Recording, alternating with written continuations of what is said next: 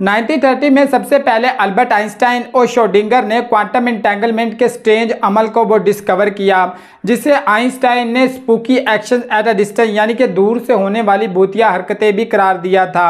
आज की इस वीडियो में हम समझेंगे कि बेसिकली क्वांटम एंटेंगलमेंट है क्या और क्यों 3 साइंटिस्ट को वो क्वांटम एंटेंगलमेंट पर रिसर्च करने की वजह से नोबेल प्राइज मिला। 2022 की नोबेल प्राइज डिस्ट्रीब्यूशन सेरेमनी में हैंस हैंसन ने ये कहा था कि आज हम उन लोगों को नोबेल प्राइज देने जा रहे हैं जिन्होंने क्वांटम एंटेंगलमेंट के स्ट्रेंज अमल को वो साबित किया। ये वो दुनिया नहीं है जो कोई साइंस फिक्शन या फिर माइक्रो वर्ल्ड पर मुश्तमिल हो, बल्कि वो दुनिया है जिसमें हम जी रहे हैं। इससे पहले क्या हम इन साइंटिस्ट के वर्क को समझें, सबसे पहले हम ये समझते हैं बेसिकली क्वांटम एंटेंगलमेंट है क्या और ये काम कैसे करता है। क्वांटम एंटेंगलमेंट के वर्क को समझने के लिए हम एक एग्जांपल लेते हैं। फर्ज करें आपने नए जूते खरीदे हैं और वो एक लेफ्ट और एक राइट शूज़ है, वो दोनों बॉक्सेस में अलग अलग पैक हैं, लेकिन आपको नहीं पता कि कौन से बॉक्स में वो राइट शू है और कौन से बॉक्स में वो लेफ्ट शू है। लेकिन अगर आप उन दोनों में से कोई एक भी डब्बा ओपन कर लेते हैं तो आप इंस्टेंटेनियसली ये बता सकते हैं कि दूसरे डब्बे में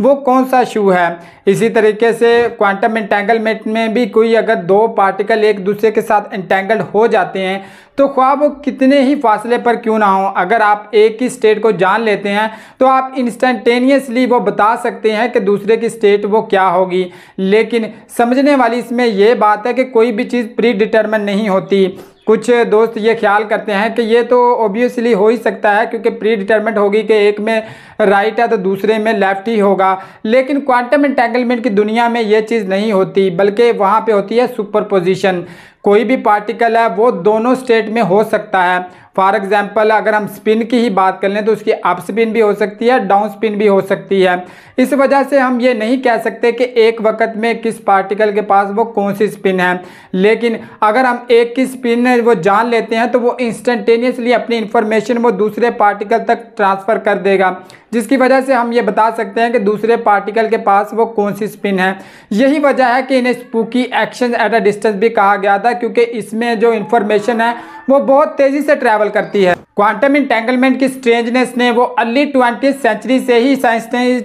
साइंटिस्ट को वर्ता हैरत में डाला हुआ था। आइंस्टाइन इस बात पर बिलीव रखते थे कि दुनिया की फास्टेस्ट स्पीड रखने वाली चीज़ वो लाइट ही है, इसलिए वो इस बात पर बिलीव रखते थे कि कुछ हिडन वेरिएबल्स ज़रूर होंगे जो कि बाद में डिस्कवर हो सकते हैं, जिनके बेसिस पे ही क्वांटम एंटेंगल्ड पार्टिकल्स हैं वो इन्फॉर्मेशन को एक प्लेस से दूसरी प्लेस में ट्रांसफ़र करते हैं। लेकिन नील बोहर वो इस बात पर बिलीव रखते थे कि सारी की सारी इंफॉर्मेशन वो वेव फंक्शन में ही होती है और कोई भी हिडन वेरिएबल है वो मौजूद नहीं होते। क्वांटम पार्टिकल्स को मैथमेटिकल वे में जिस तरीके से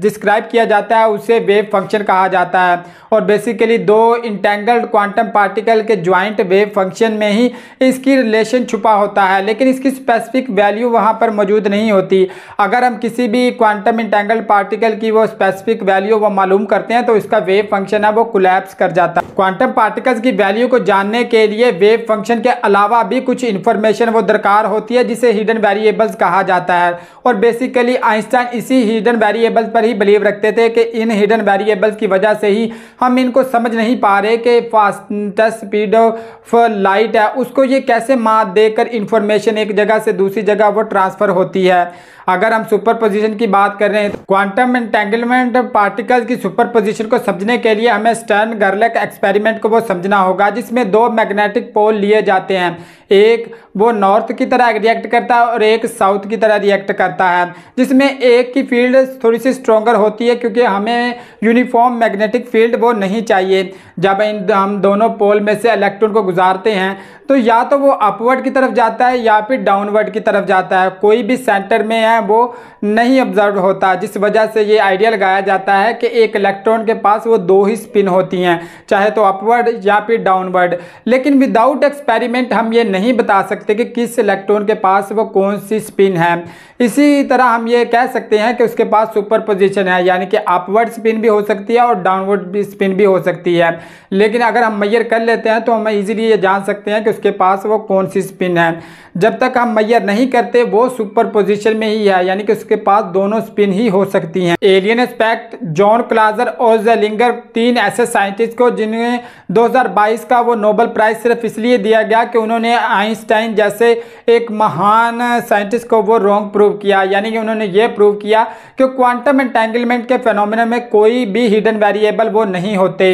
इसी वजह से उन्हें नोबेल प्राइज 2022 वो दिया गया। 2022 का नोबेल प्राइज एक ऐसा नोबेल प्राइज था जो अपनी हिस्ट्री के हवाले से इस वजह से मशहूर हुआ क्योंकि ये उन लोगों को नहीं दिया गया जिन्होंने हमारे जो साइंटिस्ट वर्क को वो आसान किया, बल्कि उन लोगों को दिया गया जिन्होंने ये प्रूव किया कि हमारे इर्द गिर्द नज़र आने वाली चीज़ें वो इतनी आसान और सिंपल नहीं है, वो बहुत स्ट्रेंज हैं और मिस्ट्रिकल हैं। यानी कि क्वांटम एंटेंगलमेंट का जो प्रोसेस है वो बहुत मिस्ट्रिकल है और इसे प्रूव किया इन साइंटिस्ट ने, जिसी वजह से ही इन्हें 2022 का वो नोबेल प्राइज़ दिया गया। गो कि हम क्वांटम एंटेंगलमेंट के बेसिक वर्क को तो समझ चुके हैं, लेकिन इसमें बहुत सारे सवालात हैं वो अब भी बाकी हैं, जिनमें वर्चुअल रियलिटी, टाइम डायलेशन और कुछ और कंसेप्ट हैं। लेकिन साथ में ये भी एक सवाल होता है कि ये कैसे पॉसिबल है कि जो आइडिया आइंस्टाइन ने थ्योरी ऑफ रिलेटिविटी में पेश किया कि कायनात की सबसे ज़्यादा फास्टेस्ट स्पीड रखने वाली चीज़ है वो लाइट है, तो ये कैसे इसको मात दे सकता है। अगर वो इसको मात देगा तो वो थ्योरी ऑफ रिलेटिविटी जिसके बेसिस पे हम आज बहुत सारे अपने स्पेस मिशंस और अपनी जो टेक्नोलॉजिकल एडवांसमेंट्स हैं उनको तय कर रहे हैं, तो ये उस पर भी सवालिया निशान है। गो के इसके हवाले से हम कोई एग्जैक्ट वो एक्सप्लेनेशन आज तक नहीं दे पाए, लेकिन मे भी फ्यूचर में पॉसिबल हो सकता है।